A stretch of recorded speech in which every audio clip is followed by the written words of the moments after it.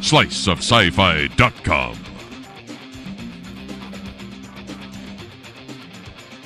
We are at Phoenix Comic Con, and we are on the floor, well, so to speak. But we got Casper Van Dien with us again. Sam and I do, and we're going to be talking with him again.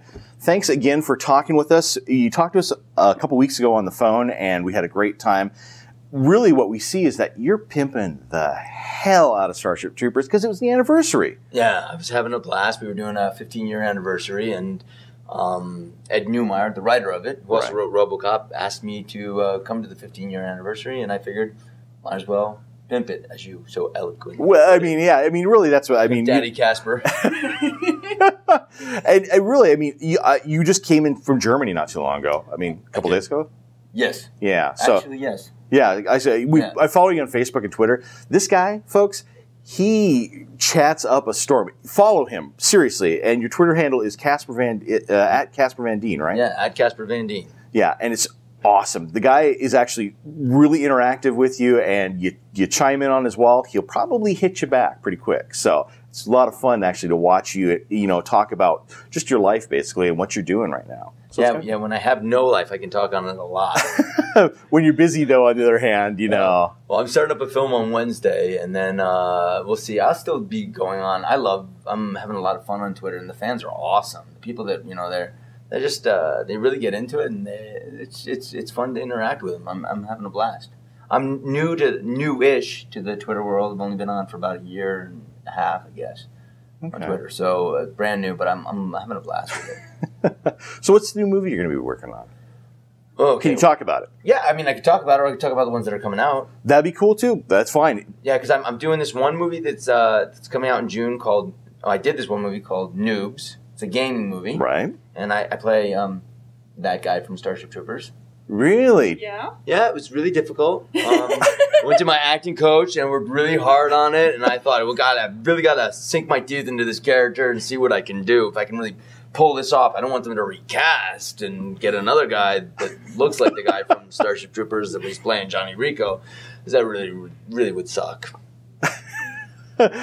So you're basically playing Johnny Rico, or are you playing Casper Van Dien playing Johnny Rico? Yes. Okay. And yes. Okay. And and even more so.